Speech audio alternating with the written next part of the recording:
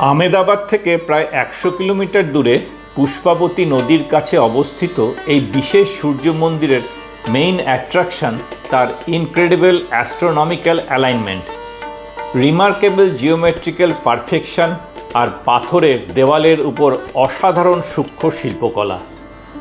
Science আর আর্কিটেকচারের এই অসামান্য নিদর্শন নিয়ে চলে এসেছি আমাদের গুজরাট ভ্রমণের দ্বিতীয় দ্রষ্টব্য স্থান মোধেরা সান টেম্পলে।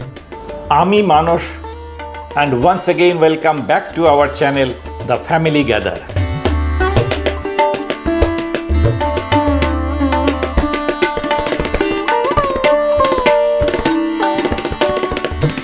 মন্দিরটি নির্মাণ করেছিলেন চালুক্য রাজবংশের রাজা প্রথম ভীমদেব আনুমানিক 1026 সালে। প্রায় 1000 বছরের পুরনো এই সূর্য মন্দির ইতিহাসের নানা আক্রমণের সাক্ষী। মোহাম্মদ গজনীর গুজরাট আক্রমণের সময় বেশ ভালোই ক্ষতি হয় মন্দিরটির। পরবর্তীকালে আলাউদ্দিন খিলজির আক্রমণে মন্দির ব্যাপকভাবে ক্ষতিগ্রস্ত হয়।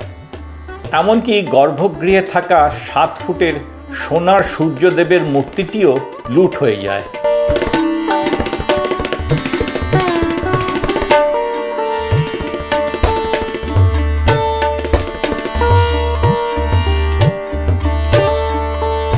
মন্দির চত্বরে আছে এই বিশাল সূর্যকুণ্ড, আর মন্দিরের ওই দুই অংশের মধ্যে একটি সভামণ্ডপ ও আরেকটি গর্ভগৃহ। কথিত আছে এই বিশাল সূর্যকুণ্ডের জল নাকি কখনোই শুকোয় না। কুণ্ডের চারধারে 108টা ছোট ছোট মন্দির চোখে পড়ছে। বলা হয় মন্দিরে যখন পুজো হতো তখন এই কুণ্ডের জলে স্নান করেই মন্দিরে প্রবেশ করা হতো।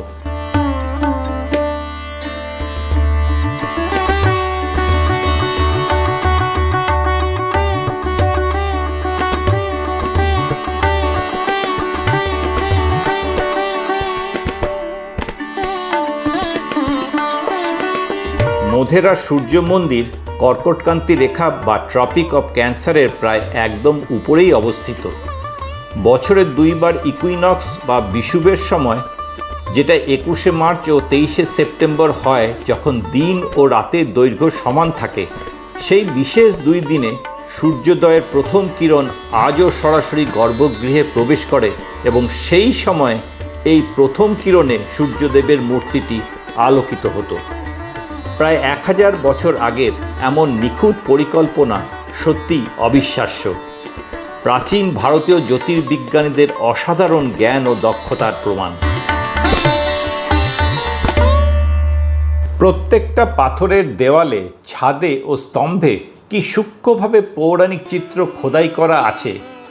অসাধারণ শিল্পকলা, সত্যি অপূর্ব। বর্তমানে এই মন্দিরটি ভারতের একটি সংরক্ষিত ঐতিহ্য। এর রক্ষণাবেক্ষণের দায়িত্ব পালন করে ভারতের প্রত্নতাত্ত্বিক বিভাগ ASI। প্রতি বছর জানুয়ারি মাসের 3য় সপ্তাহে মন্দির প্রাঙ্গণে মোধেরা নৃত্য উৎসব অনুষ্ঠিত হয়। এই উৎসবে আলোর সাজে সেজে ওঠে মন্দির, আর ভারতের বিভিন্ন শাস্ত্রীয় নৃত্যের হয় অসাধারণ পরিবেশনা। আপনারা যদি সেই সময় গুজরাট ভ্রমণে আসেন তাহলে এই ডান্স ফেস্টিভ্যাল মিস করবেন না।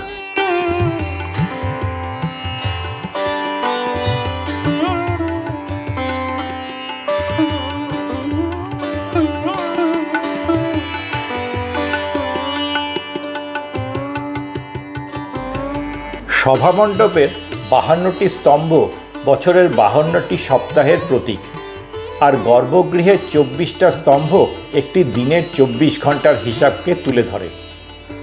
এই পরিকল্পনা প্রাচীন ভারতীয় স্থাপত্যের সময়ে গণনার এক অনন্য উদাহরণ।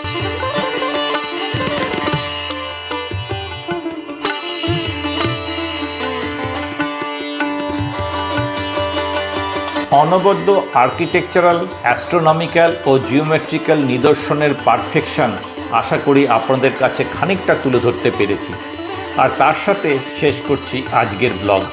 শীঘ্রই দেখা হবে আবার। ধন্যবাদ।